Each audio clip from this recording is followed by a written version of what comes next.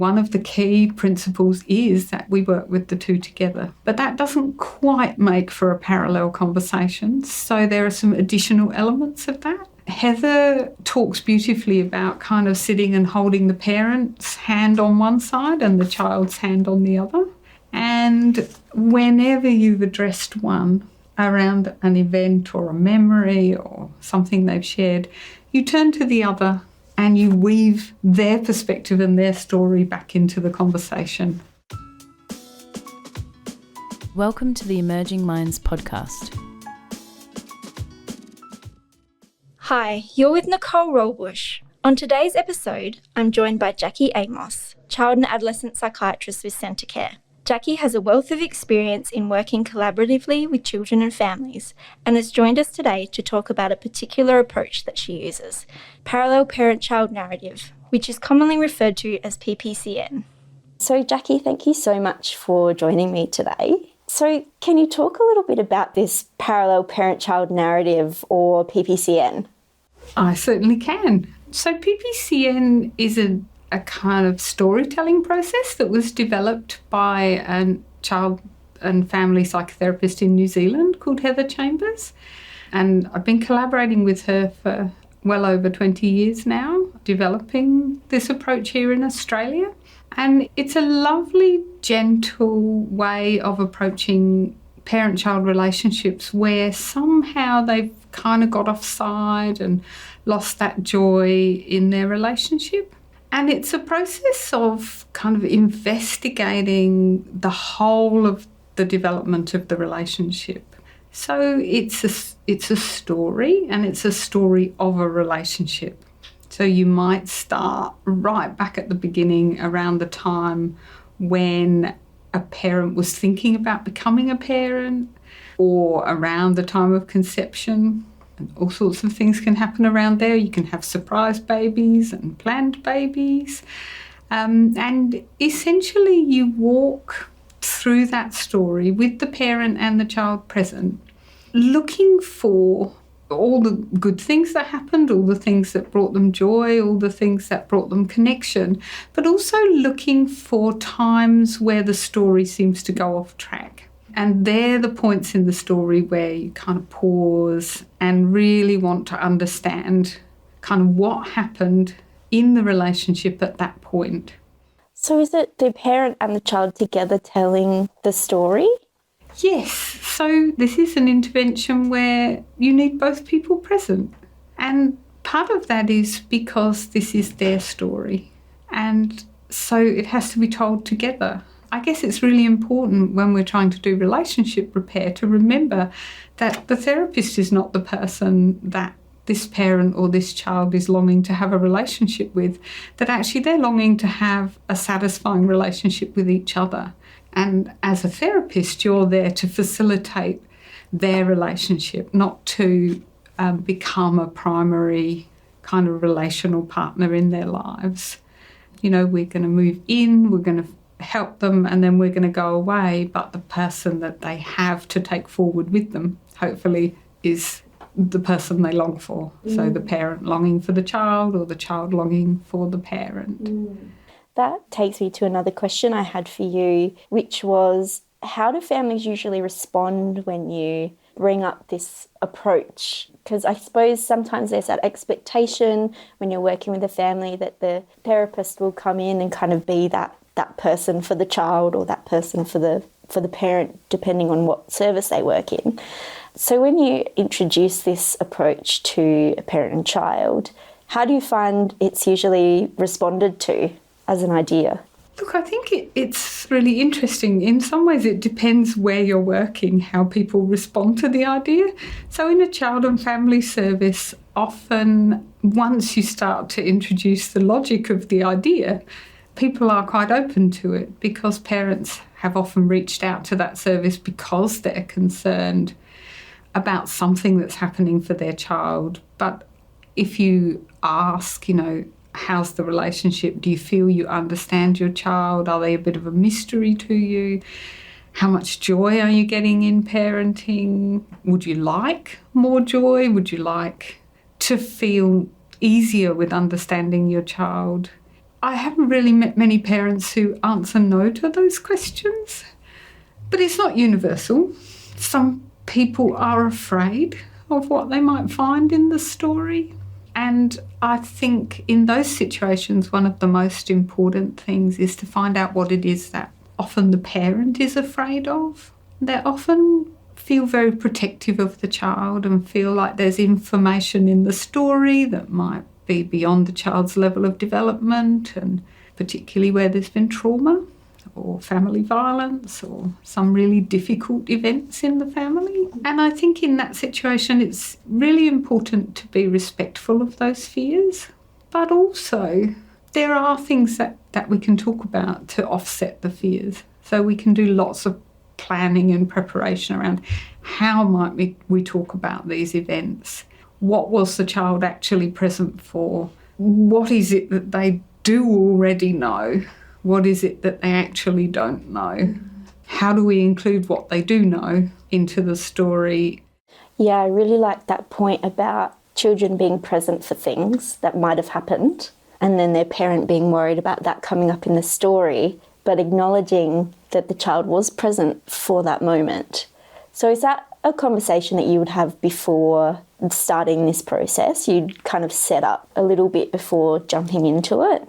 Yeah, absolutely. Something that I think I've come to value and understand more and more is the importance of preparation with the parent.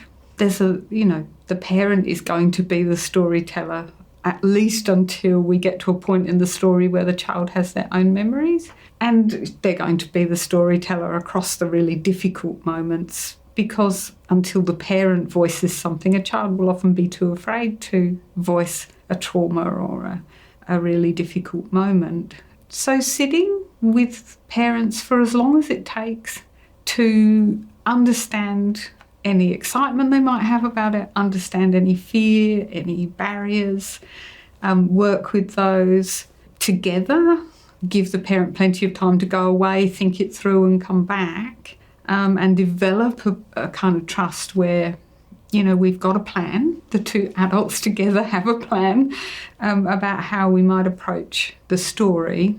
I think that preparation can go a really, really long way to then making the actual PPCN, where both are present, much more effective. So going back to some of those key principles, I think you've sort of mentioned a few already, but what are the key principles of PPCN and why are they important? So the idea of PPCN, Heather talks about where it came from, and what she was trying to do in developing this intervention was take two ideas that John Bowlby, the father of attachment theory, kind of put on the table. And he said to work effectively with parents and children and their relationships, you have to work with them in parallel and you have to work at the level of the internal working model. And so what Heather was trying to do was think about how would you do that in real life? These are two really good ideas. What would that actually look like? So, one of the key principles is that we work with the two together. But that doesn't quite make for a parallel conversation. So there are some additional elements of that. Heather talks beautifully about kind of sitting and holding the parent's hand on one side and the child's hand on the other. And whenever you've addressed one around an event or a memory or something they've shared, you turn to the other and you weave their perspective and their story back into the conversation. The second of those two big ideas of Bowlby's was that you had to work at the level of the internal working model. And we know that internal working models are kind of held in our procedural memory or implicit memory, so the kind of automatic how-tos of relationships.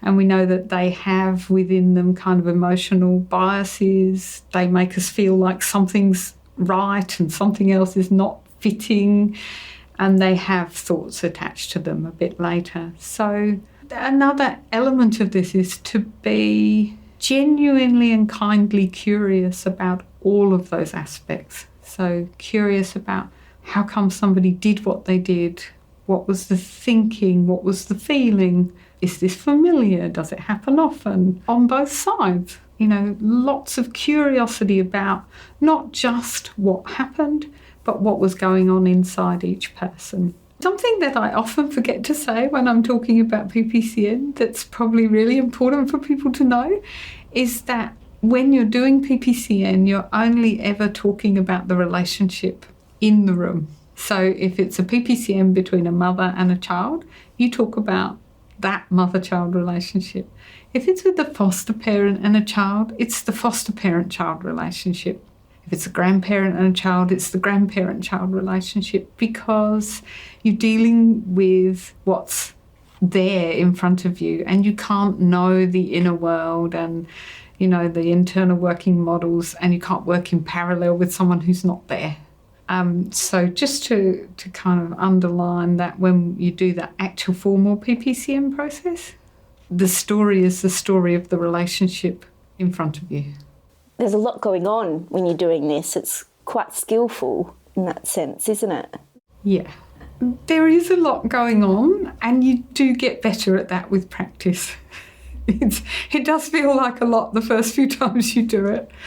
And I remember still the first few times I did it, I actually think I had a list of questions on the desk that I kept referring to, and it was very clunky. But I think the thing that I've learned is that if you are genuinely trying to help a family, then they'll meet you halfway if you're clear that you're learning and, you know, let's give this a try. So they're the two kind of really big ideas behind it. But there are some other really important ones too. So always giving the mother what you want the mother to give the child. So we want her to be attentive. We want her to think about the child's inner world. We want her to be wondering and curious. So we have to do that for her too. And in PPCN, we have to do that for the child. So there's that kind of being what you want the relationship to be in your relationship style is pretty important. And then there's kind of, I like to think of them as 4 elements of a kind of interpretation, or 4 skills about how you're listening to the story and the things that you want to highlight. And the first of those is good intentions. If we just look at actions, we can be pulled into judgment. But if we take the time to think together with both parent and child about kind of what were they hoping would happen if they did this, or, you know, what was the dream, what was the goal, we often find that there are good intentions lurking behind everything. And it's just that kind of translation from intention to action. That means that sometimes the actions aren't having the impact that the person wants. But I guess the way I think about this is I haven't yet met a parent who set out on their journey towards parenting when you say to them, well, did you want to end up in this pickle? Did you want this to be a painful experience? Were you dreaming that the two of you wouldn't get on? I've never heard a parent say, yep, that's what I wanted. You know, the dream is that they will have a good relationship with their child. And so I think you can guarantee the good intentions are there. It's our job as therapists to find them. The second is, you know, when relationships go off track, we all get caught in blame and shame. And so whenever we come across blame or shame, self-blame, other blame, it's about kind of having a look and finding out in terms of the intentions, in terms of the context in which something happened, why this isn't really anyone's fault. And that's not as hard to do as it sounds. It's often very clear once you're in the middle of a story and hearing detail that, you know, the mother is blaming herself for something that perhaps came from outside of her originally, but now might be part of her internal world, but it's still not hers to, you know, take the blame for. We're trying to just eliminate that narrative of blame or shame and say, well, we're all human and we're all fallible. Then the next of those is the kind of principles is shared losses. So where things have gone off track, we know that the dream was for things to go well. There are then inevitably things that have been lost from that dream. And it sort of boils down to, in many, many different guises, the loss of being the parent they wanted to be, being the parent they longed to be, and for the child, the loss of having the parent they long to have, that they deserve to have. But that, comes in a different form for every parent and child. And I kind of think the fourth thing is putting that all together and saying, it's nobody's fault, it's just sad. This is very sad that this has happened, that you find yourself off track. And the idea in PPCN is that you're using each of those skills as often as you can through the story and unearthing the story of care and connection that's gone missing, kind of submerged underneath the story of pain and disconnection. Yeah, I imagine that is quite powerful to do that with a parent and a child. What different settings have you used PPCN in before? So I started out using PPCN in a CAM setting, so Child and Adolescent Mental Health Service. But more recently, we've been using this in a non-government setting. So we've used it quite a lot now in reunification, so where parents and children have been separated and involved with the child protection system, and they're coming back together and using this to heal the relationship hurts that both inevitably carry, and, these mistakes of meaning and blame, so that shame and blame, trying to unravel that and unravel the hurts and fantasies that they both have about what was going on when they weren't living together. So we've been using it in reunification, Unify, in Centacare. We've also been using it in foster care, and that's also happened in private settings and across CAMS, where a child has come into the care of a foster carer and they're building a relationship from scratch and talking about the story of their relationship, how they came to know that they were going to be together and how that relationship has unfolded, and how the context of the foster carer's family and the family that the child has come from might be different, expectations are different, leading to muddles, which sends a relationship off track. Yeah. What strikes me in it is it's kind of a way to move past some assumptions that might be being made in a relationship, because so many assumptions in all of those settings can be made. And I'll ask you a little bit about the benefits for child mental health later, but can you talk a little bit about this idea of maybe moving past assumptions, and is that something that happens? I think that absolutely describes what's going on here, that certain events set up certain assumptions. So, just thinking more about different settings, if a child has had a lot of medical illness and the parents had that dual role of kind of nurse and parent, there can be all sorts of muddly assumptions then that find their way into the relationship. And again, PPCN is a lovely way to untangle that. Or a situation where, a parent has perhaps had to get a grandparent to look after a child for a while, and all of the assumptions that go with why.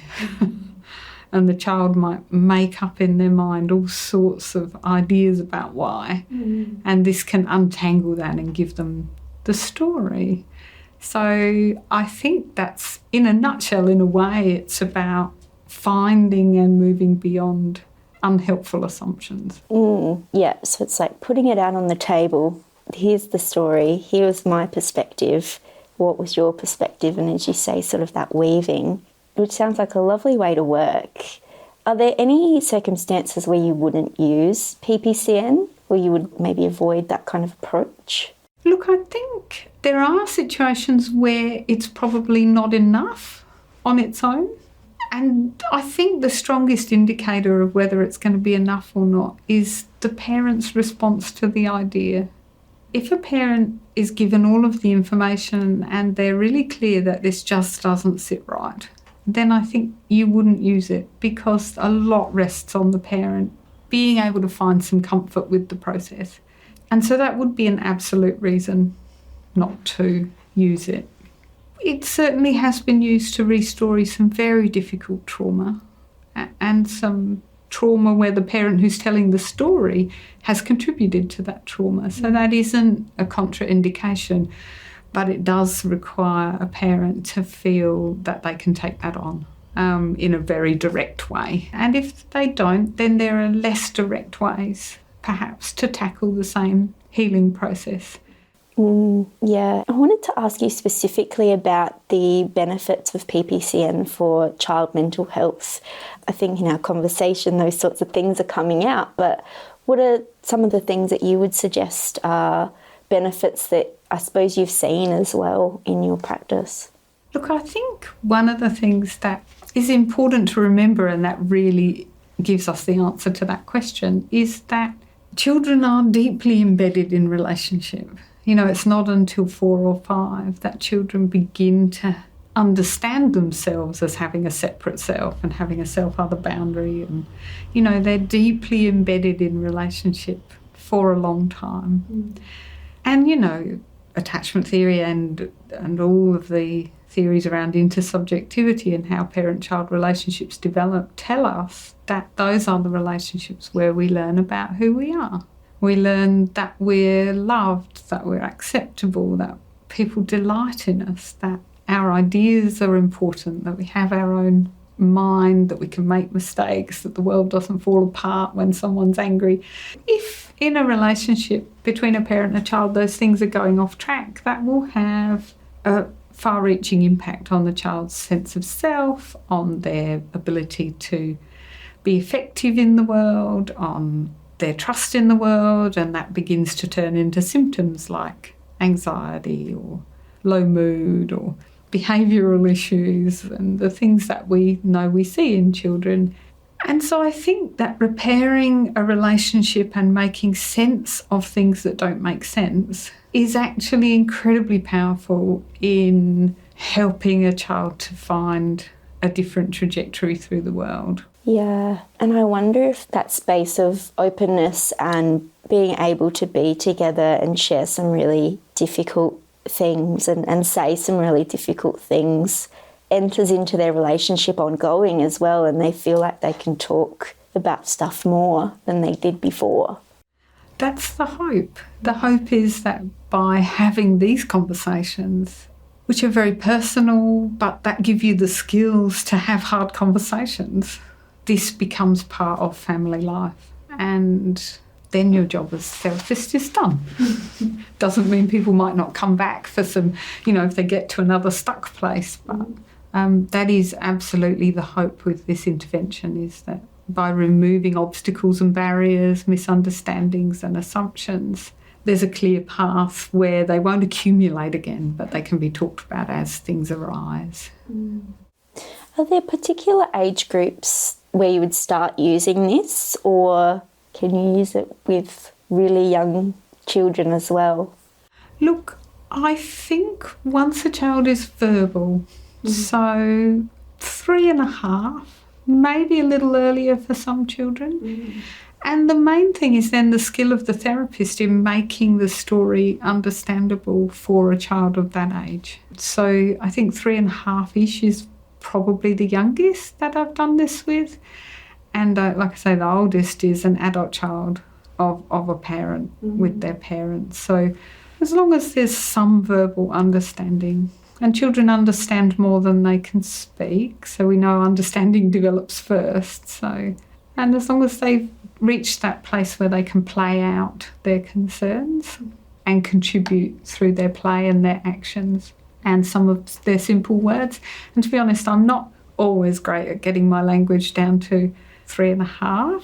So often the parent can help, which is wonderful. And you can say to the parent, I don't think I quite explained that. How do you think we could explain it better? It's a lovely way of bringing that parent into their rightful place as the most important person to this child, not you as the therapist. So it seems so applicable across age groups and settings. What have some of the challenges been for you in delivering PPCN? Some of the challenges, I mean, often one of the biggest challenges is if a child gets really anxious about the process and then that's expressed behaviourally. So sometimes we've had to kind of keep the dose of story very small and make sure that there's plenty of other things for children to do. So making sure there's plenty of sensory toys, plenty of activity.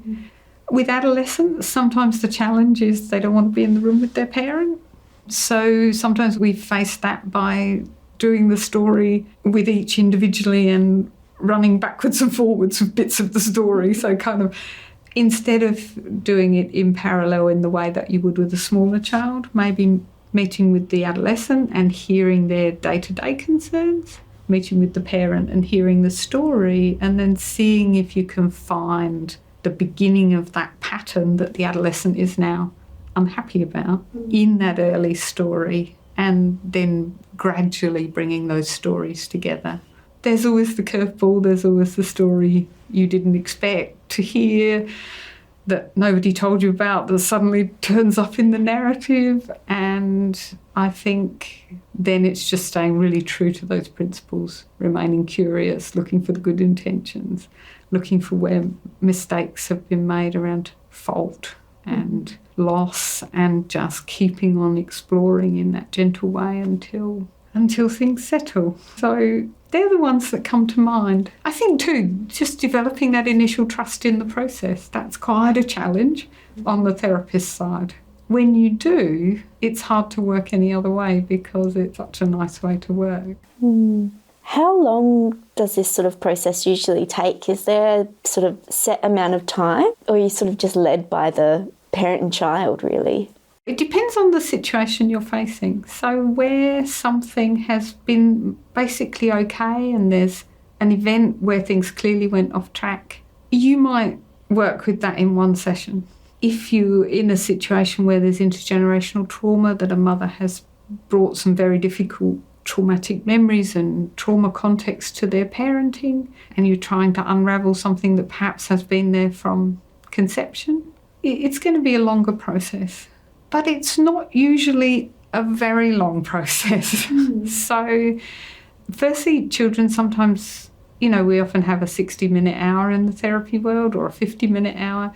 Children sometimes can't do that. So sometimes these sessions are 30 minutes or 20 minutes or 40 minutes or 50 minutes. And I think, often we'd spend a lot of time on the very early time because you kind of often get so much goodness and connection in the early pregnancy and leading up to birth, after birth. Things are often quite good for a time there. So you really want to build that story of that good foundation. But this is not a long-term therapy, so we're looking at sessions 6 or 8 or 10. We're not looking at continuing this storytelling process forever. Other things may be needed, but often when you clear the pathway in their relationship, other interventions become more effective because you've got a very strong parent-child relationship to then do those other interventions together. You've got that cooperation. Yeah. So what would you suggest for anyone listening who might be interested in learning more about PPCN?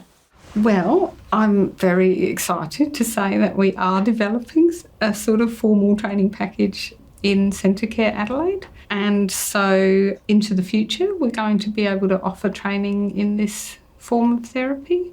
It hasn't been as widely available as a training up until now, but we're really hoping to remedy that. Yeah, that's great. Fantastic. And is there anything that people can do to, I suppose, register their interest at all? The best way to do that would probably be to send an email to Our Inquiries email address, which I think can be found on our website, and then they'll know who to direct that to. We are still a little way off, so we're hoping that will be in the next 12 to 18 months. It could be a little earlier. So yeah, that will be a good avenue as a formal training program. There are some people around who are still using this in private practice, and if you found someone who was using this, then they could obviously also support people, but that wouldn't be a formal training. That would be more of an informal learning process. So we're hoping we can fill that gap. Yeah, that's excellent that there's something sort of formal coming out, because it does sound like such a lovely way of working, and there are many benefits to these conversations.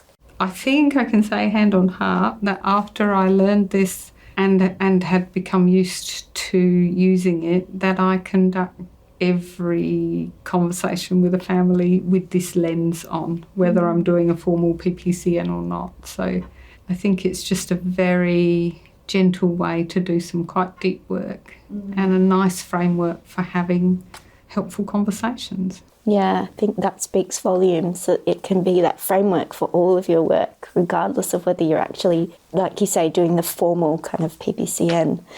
Is there anything else you'd like to add before we go? I would like to just say is, although it sounds quite magical and it actually feels quite magical to do this work, the thing that I always go back to is that the families I could work with effectively before I learned PPCN and the families I could work with effectively after I learned PPCN, it just increased my capacity to be effective as a practitioner, because these are the fundamental hurts that, if we carry them, weigh us down. So I feel very strongly that it's a very nice way to help a lot of families move beyond difficult times. Lovely. Well, thank you so much for joining me today, Jackie. I really enjoyed learning more about PPCN and sharing it, hopefully to a bit of a wider audience that might have heard about it before. So, and all the best with developing the new training package as well with Centacare. Thank you, and thank you for inviting me. It's been an absolute pleasure. Visit our website at www.emergingminds.com.au to access a range of resources to assist your practice. Brought to you by the National Workforce Centre for Child Mental Health, led by Emerging Minds. The National Workforce Centre for Child Mental Health is funded by the Australian Government Department of Health under the National Support for Child and Youth Mental Health Program.